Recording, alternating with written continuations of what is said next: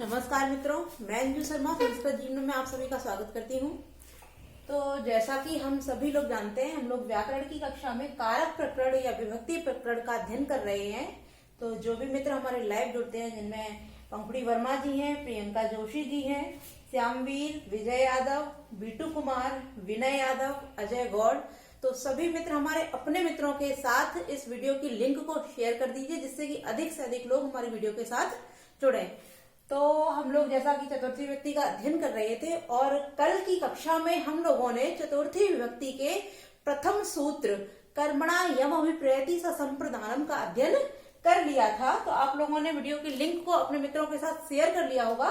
तो चलिए हम लोग इसके अध्ययन को आरंभ करते हैं। तो आज भी हम लोग, जैसा कि हमने कल तृतीया समाप्त करके, तृतीया विभक्ति को समाप्त करके और चतुर्थी विभक्ति के प्रथम सूत्र का अध्ययन कर लिया था, उसी क्रम में हम लोग आगे बढ़ते हैं और चतुर्थी विभक्ति के जो अन्य सूत्र है उसका अध्ययन करते हैं।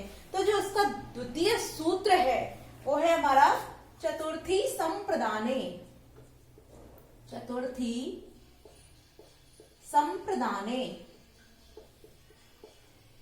चतुर्थी संप्रदाने।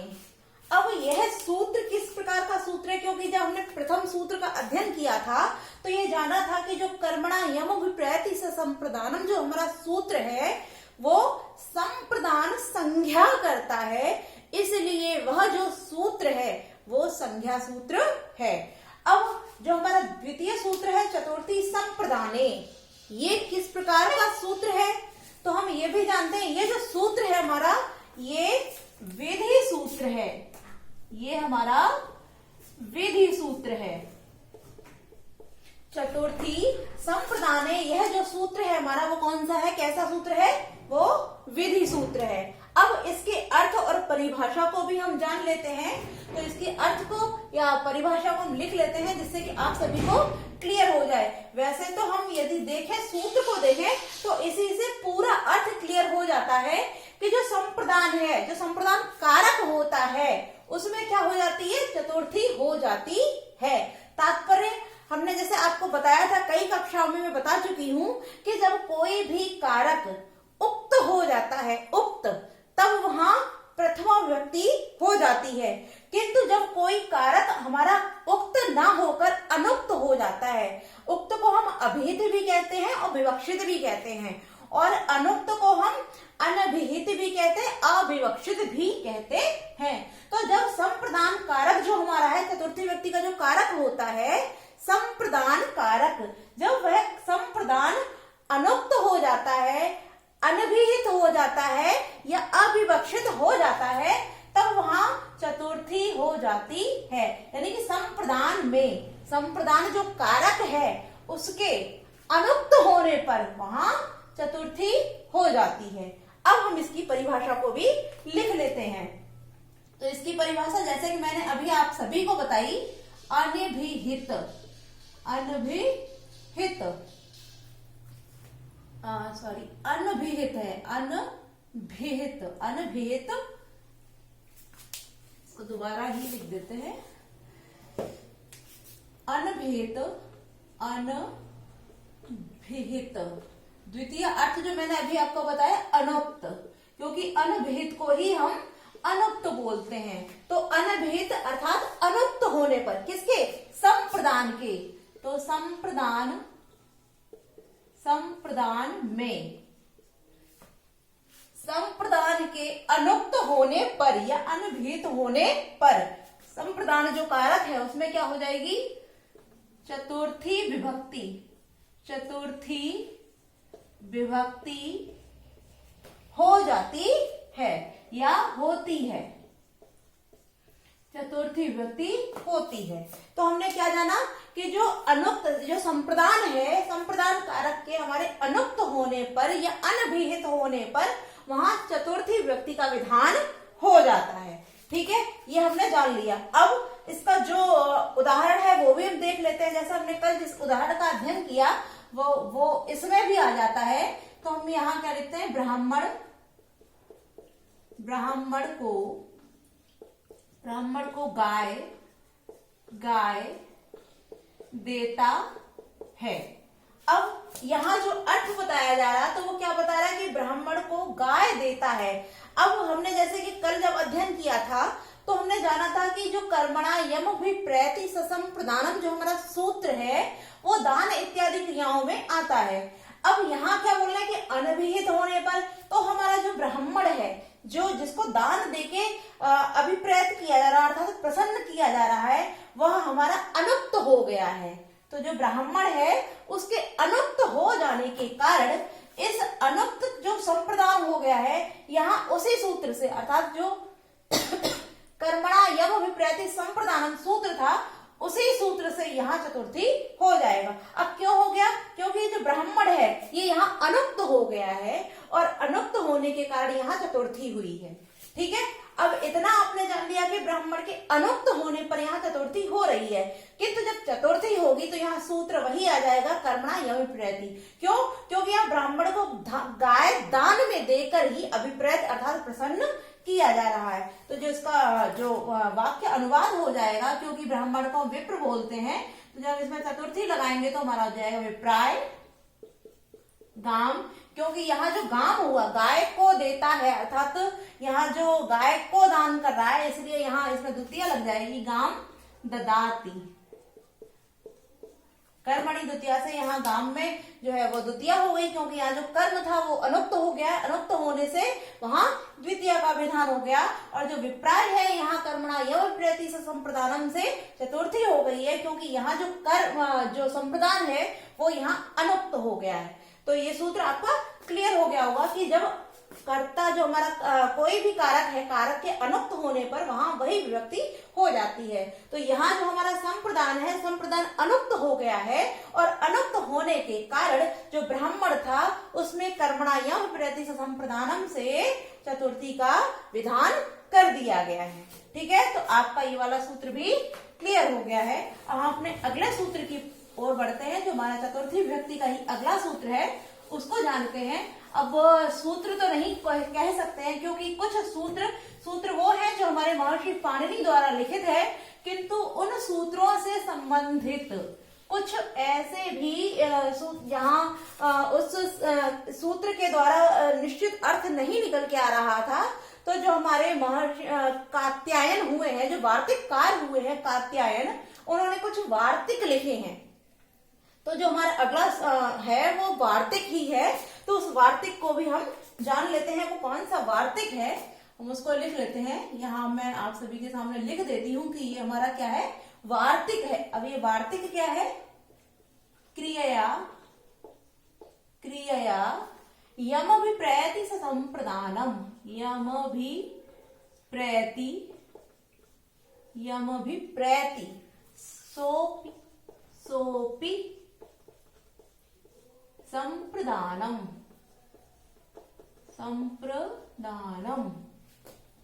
ठीक है, क्योंकि अभी हम लोगों ने पहले एक सूत्र पढ़ा था कर्मणा यम अभिप्रैति संप्रदानम, ये उस ही सूत्र से संबंधित वार्तिक है जिसको कात्यायन द्वारा लिखा गया है। अब जितने भी हमारे वार्तिक, क्योंकि हम कात्यायन को इसीलिए वार्तिककार कहते हैं क्योंकि जो वार्तिक है वो कात्यायन के द्वारा लिखे गए हैं। अब इस वार्तिक के अंतर्गत कात्यायन जी ने क्या बोला है, क्योंकि उसमें पूरा सूत्र आप देख रहे होंगे तो पूरा सूत्र वही है, किंतु एक शब्द हमारा यहाँ बदला है, यहाँ क्रिया हो गया है और वहां कर्मणा था। तो अब हम इसका अर्थ जानते हैं, तो इसका अभिप्राय क्या हो जाता है कि जब कर्ता कर्म के साथ नहीं, क्योंकि यहाँ कर्म है ही नहीं, यहाँ क्या दिया, यहाँ क्रिया दिया है, तो कर्म के साथ नहीं अपितु क्रिया के साथ किसी को उद्देश्य से जोड़ता है अर्थात किसी से संबद्ध करता है, किसी को अभिप्रेत करता है, सोपि संप्रदानम, उसमें संप्रदान हो जाती है। वहां हम कर्म के द्वारा किसी को अभिप्रेत कर रहे थे, संबद्ध कर रहे थे, प्रसन्न कर रहे थे, किंतु यहाँ जो कर रहा है वो किससे कर रहा है, क्रिया, यानी कि किसी को प्रसन्न करने के लिए या अपनी उद्देश्य की पूर्ति के लिए या उस चीज को संबद्ध करने के लिए हम किसका प्रयोग कर रहे हैं, कर्म का नहीं। क्यों? क्योंकि यहाँ क्रिया बोला गया है, यहाँ जो संबद्ध किया जा रहा है वो किससे किया जा रहा, क्रिया, अर्थात क्रिया के द्वारा। क्रिया के द्वारा, यम माने किसी को, अभिप्रेति प्रसन्न करते हैं या उससे उद्देश्य को संबंधित करते हैं, सोपी उसमें भी, सोपी स धन अपि अर्थात सोपी के उसमें भी क्या हो जाएगी, संप्रदान अर्थात चतुर्थी हो जाएगी। तो आपका अर्थ यहाँ क्लियर हो गया है। अब जो इसका उदाहरण है हम उसको देख लेते हैं। जो उदाहरण है उसके लिए पहले हम लिखते हैं, पहला हमारा एग्जाम्पल है युद्ध के लिए, युद्ध के लिए तैयार होता है या हो रहा है।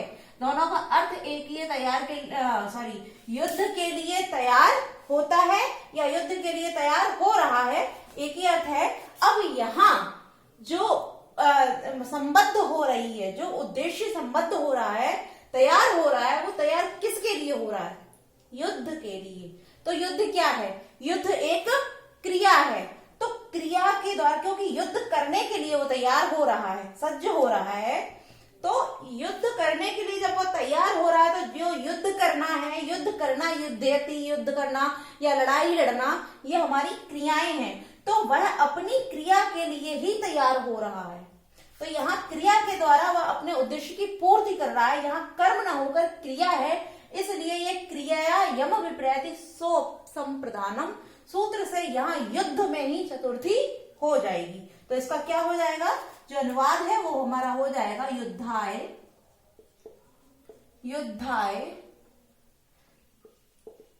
सन्नह्यते अर्थात युद्ध के लिए तैयार होता है। एक और उदाहरण इसका हम देख लेते हैं कि पति के लिए, जैसा हम देखते हैं जो हमारा एग्जाम्पल है पत्ते शेते,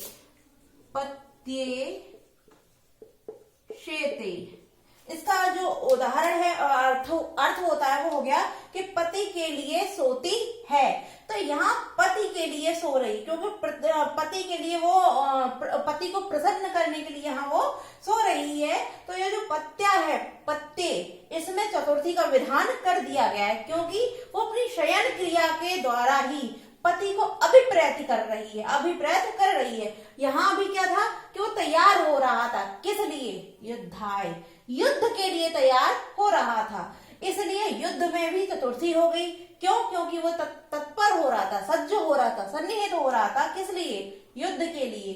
तो अपनी क्रिया के द्वारा वो युद्ध अर्थात क्रिया के द्वारा उसको प्रसन्न कर रहा था, अपने उद्देश्य को संबंधित कर रहा था, इसलिए यहाँ युद्ध में भी चतुर्थी का विधान कर दिया गया। साथ ही साथ जो हमने पत्ते शेते देखा, इसमें शयन कर रही है, किंतु किस लिए, पति के लिए शयन कर रही है, इसलिए यहाँ अपनी क्रिया के द्वारा जिसको अभिप्रेत कर रही है वो कौन है, उसका पति। तो यहाँ पति में ही चतुर्थी का विधान कर दिया गया है। तो जो हमारा शब्द बन गया वो क्या हो गया, पत्ते शेते अर्थात पति के लिए सोती है। ठीक है, क्लियर हो गया।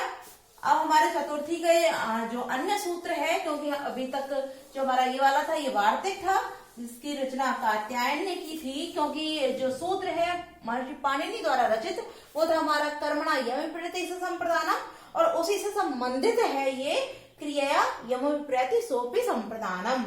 तो ये वार्तिक था और वो हमारा सूत्र था। अब हम अगले सूत्र की ओर बढ़ते हैं। तो जो हमारा अगला सूत्र है वो हमारा सूत्र हो जाता है नमः स्वस्ति स्वाहा स्वधा लम वषड योगाच।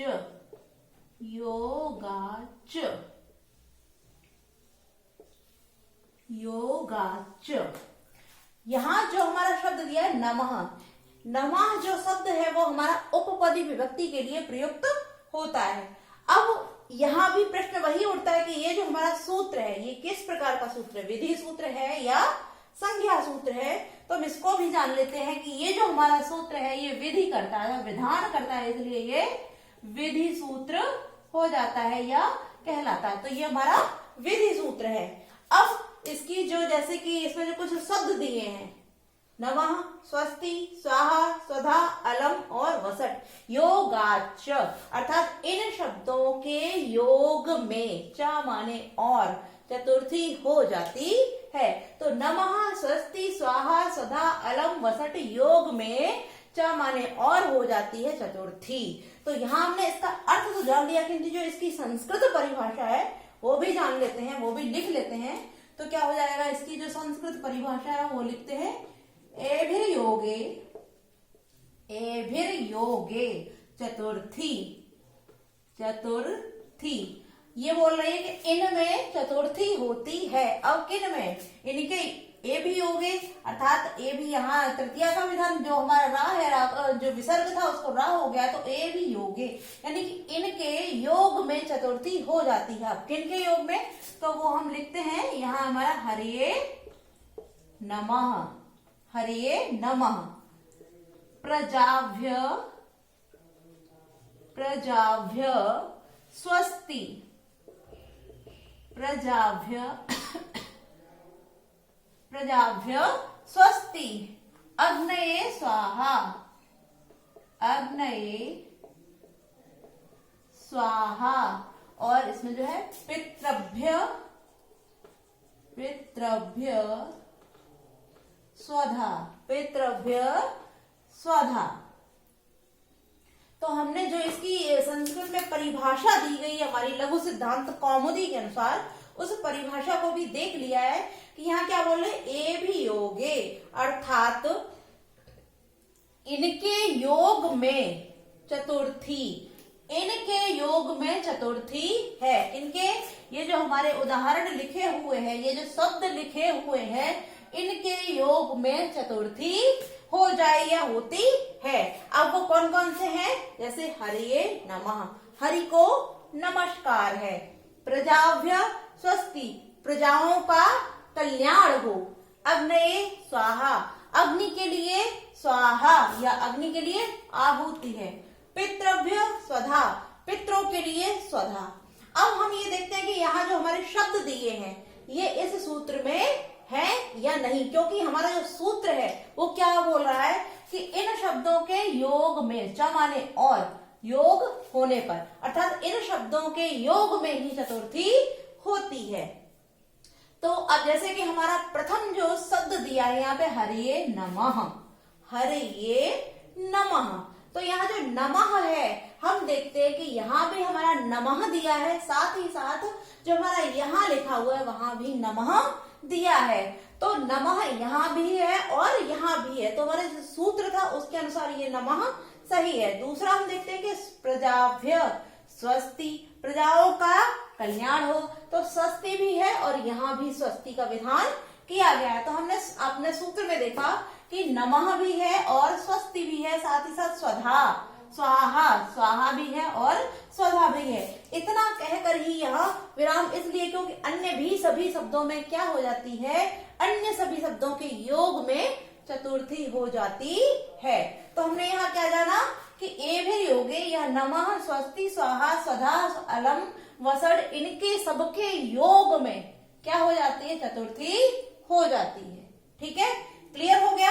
अब हम इसके उदाहरण को, जैसा कि हमारा यहाँ दिए गए हैं सारे उदाहरण, इनका हम भी चर्चा करेंगे, किंतु ये जो शब्द दिए हैं इनका अर्थ भी जान लेते हैं, क्योंकि हो सकता है कि जो हमारे कुछ मित्र हैं वो इनके अर्थों को न जानते हो।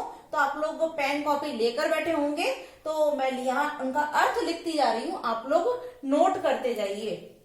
तो जो हमारा सर्वप्रथम शब्द दिया है नमः, नमः माने होता है नमस्कार करना, नमस्कार करना।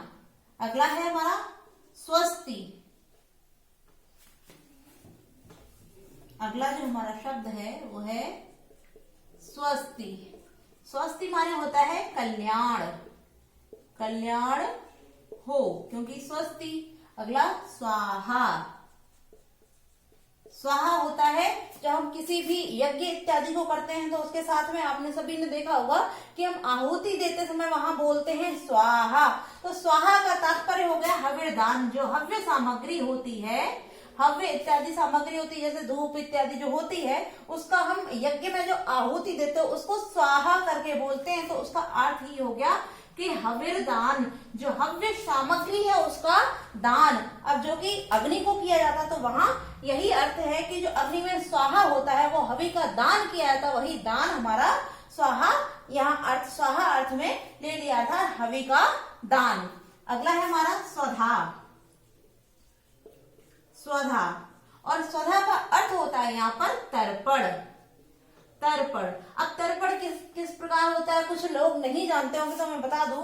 जो हमारे पितर इत्यादि होते हैं, जो पितर से तात्पर्य होता है जो हमारे पूर्वज होते हैं, जिनका हमसे पहले ही देहांत इत्यादि हो चुका होता है, तो उन सभी के लिए जो तर्पण किया जाता है, जैसे किसी तीर्थ स्थल पर जा करके या फिर जो क्या बोलते हैं जो श्राद्ध इत्यादि के द्वारा उनको भोजन या भेंट प्रदान की जाती है, तो उसको ही तर्पण कहा जाता है। यानी उनकी आत्मा की तृप्ति के लिए जब हम दान इत्यादि करते हैं, चाहे वो किसी तीर्थ स्थल पर जाकर करें या फिर किसी श्राद्ध इत्यादि वाले दिन जो हम करते हैं, वही तर्पण कहलाता है कि जो उनकी आत्मा है उसको मुक्ति प्रदान हो जाए, इसलिए उनकी आत्मा की शांति के लिए हम ये भेंट उनको समर्पित कर रहे हैं, तो वही हमारा तर्पण कहलाता है। आगे हम देखते हैं, हमारा लिखा हुआ है अलम।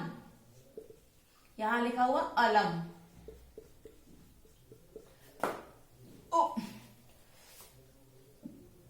अलम का तात्पर्य हो जाता है यहाँ पर पर्याप्त। अलम का जो अर्थ है वो पर्याप्त है, किंतु हम लोगों ने जैसे तृतीया में एक सूत्र का अध्ययन किया था अलम योगेन, वहां जो अलम था वो निषेधात्मक अर्थ में वहां प्रयुक्त हो रहा था, किंतु यहाँ जो अलम है वो हमारा पर्याप्त यानी कि समर्थ की अर्थ में यहाँ प्रयुक्त हो रहा है, इसलिए यहाँ जो अलम आएगा उसमें समर्थ अर्थ में आने के कारण यहाँ जो अलम के योग में होगी वो चतुर्थी हो जाएगी। और साथ ही साथ इस अलम से संबंधित जो अगला सूत्र है हम उसका भी अध्ययन कल की कक्षा में कर लेंगे। आज हम इसी सूत्र को जान लेते हैं और यहाँ सिर्फ इसी को देखते हैं। तो अगला जो हमारा सूत्र रह जाता है वो होता है वषड। वषड, और इसका अर्थ भी होता है हविर्दान। हविर्दान अर्थात देव इत्यादि के लिए जो हविर्दान भेंट उपहार इत्यादि होते हैं, भेंट या उपहार, ये इनका अर्थ होता है। तो जब हम अपने यज्ञ में हविदान के द्वारा देवताओं को प्रसन्न करते हैं तो वहां भी चतुर्थी हो जाती है। तो ये इन सभी शब्दों का अर्थ है। अब जो हमारा यहाँ उदाहरण दिया है इसमें हम देख लेते हैं। जैसे यहाँ नमः दिया है तो नमः के योग में हमारा जो हरिया है, यहाँ हरि में चतुर्थी का विधान कर दिया गया है। तो आप सभी को ये सूत्र क्लियर हो गया होगा। तो कल जो हमारा अलम है उससे संबंधित हम सूत्र का अध्ययन करेंगे। तो आज की कक्षा में हम इतना ही रखते हैं और वीडियो को लाइक आप सभी लोग अवश्य कीजिए। तो आज के लिए इतना ही मित्रों, नमो नमः।